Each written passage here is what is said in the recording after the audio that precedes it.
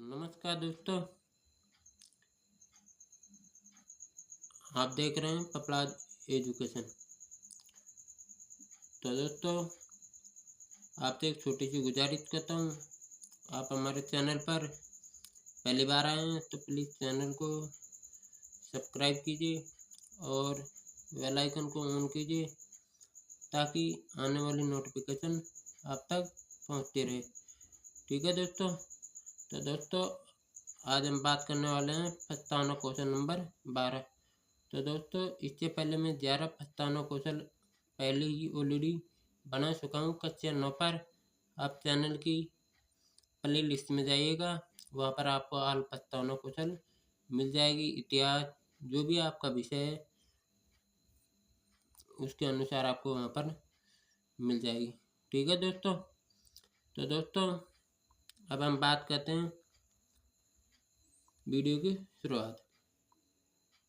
तो दोस्तों, सबसे पहले आप अपना नाम लिख लीजिए। जैसे मैंने लिख रखा है रोहित चैडवाल, कक्षा B.Ed first year second year, जो भी आपकी कक्षा है वो आप अपने अनुसार सेलेक्ट कर लीजिएगा। विषय इतिहास, प्रकरण फ्रांस की अर्थव्यवस्था।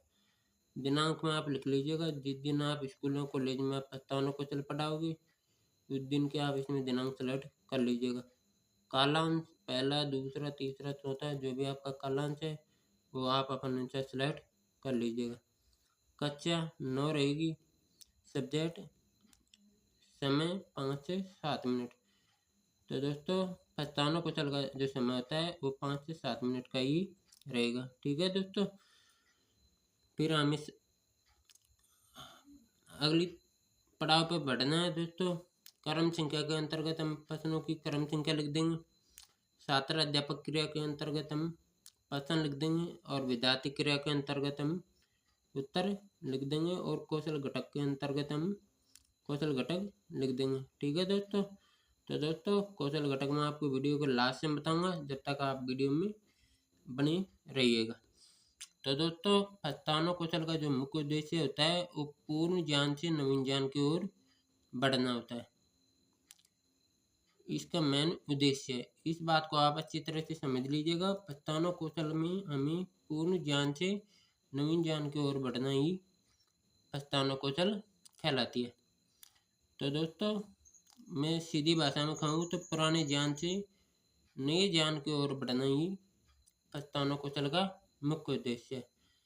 तो दोस्तों, पहला प्रश्न हम बच्चों से पूछेंगे, 8 अगस्त 1914 को इंग्लैंड कौन से युद्ध में शामिल हुआ था?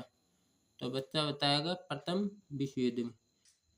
अब बच्चे को पता है, क्यों पता है? क्योंकि ये पूर्ण ज्ञान है, उसने कक्षा 8 में पढ़ा होगा, इसलिए ये हमारा हो जाएगा पुराना ज्ञान। दूसरा प्रश्न हम बच्चों से पूछेंगे, हमें जो पहला जो हमारे सामने उत्तर आया प्रथम विश्व युद्ध, इसी को हमें दूसरे प्रश्न में कनेक्ट करना है और दूसरा प्रश्न बनाना है। जब जाकर हम, क्योंकि उत्तरों को ही प्रश्नों में कन्वर्ट करना ही प्रस्तावना कौशल में हमें नवीन ज्ञान की ओर बढ़ना है।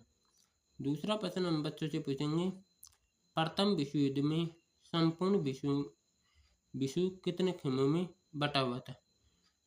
तो बच्चा बताएगा 2 खेमों में। तीसरा प्रश्न हम बच्चों से पूछेंगे, उन 2 खेमों का नाम बताइए। तो बच्चा बताएगा मित्र राष्ट्र व दूरी राष्ट्र। चौथा प्रश्न हम बच्चों से पूछेंगे, मित्र राष्ट्रों में कौन कौन से देश शामिल थे? तो बच्चा बताएगा इंग्लैंड, जापान, रूस, फ्रांस आदि। तो दोस्तों, पांचवा प्रश्न हम बच्चों से पूछेंगे, फ्रांस की अर्थव्यवस्था के बारे में आप क्या जानते हैं?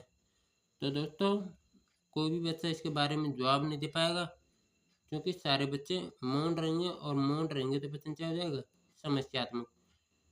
और हमें यहाँ से ही नवीन ज्ञान निकल के आता है, फ्रांस की अर्थव्यवस्था। ठीक है दोस्तों। ये दोस्तों, हमें आगे बढ़ते हैं उद्देश्य कथन। तो दोस्तों, उद्देश्य कथन लगाकर आपको लिखना है, अच्छा तो बच्चों, तो दोस्तों आप यहाँ पर अच्छा तो विद्यार्थी भी लिख सकते हो, अच्छा तो बच्चों भी लिख सकते हो, अच्छा तो बेटा भी लिख सकते हो, क्योंकि ये एक क्षेत्र विशेष का मायने होता है। हर क्षेत्र में अलग अलग प्रकार से बोलते हैं, या विद्यालय में अलग अलग प्रकार से एक अध्यापक बच्चों को कुछ भी कहकर बुला सकता है। तो दोस्तों उद्देश्य कथन लगाकर आपको लिखना है, अच्छा तो बच्चों आज हम फ्रांस की अर्थव्यवस्था के बारे में विस्तार पूर्वक अध्ययन करेंगे। ठीक है दोस्तों, अब हमें बढ़ना है प्रस्तावना कौशल की तरफ। तो दोस्तों हमारे जो कौशल घटक रह चुके थे प्रस्तावना के कौशल घटक, वो मैं आपको यहाँ पर बता रहा हूँ। क्योंकि वहाँ पर जगह नहीं थी इसलिए मैं आपको वीडियो के लास्ट में बता रहा हूँ। तो आपको क्या करना है, प्रस्तावना कौशल के जो कौशल घटक हैं उनको प्रश्नों के सामने लिखना है आपको। जैसे पहला प्रश्न है, पहले प्रश्न के सामने आपको लिखना है पूर्व ज्ञान का उपयोग। ठीक है दोस्तों।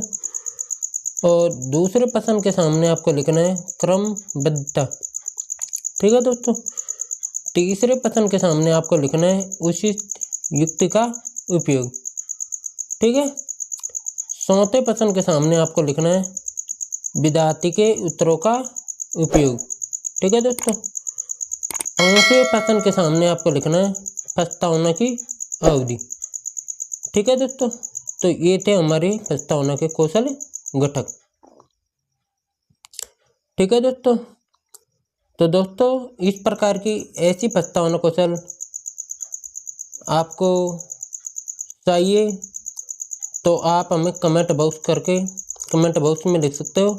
आपको 24 घंटे के अंदर आपको चैनल पर प्रस्तावना कौशल उपलब्ध करा दी जाएगी। ठीक है दोस्तों।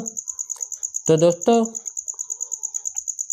आपको वीडियो अच्छी लगी तो प्लीज़ आप हमारे चैनल को सब्सक्राइब कीजिए और बेल आइकन को ऑन कीजिए ताकि आने वाली नोटिफिकेशन आप तक पहुंचती रहे।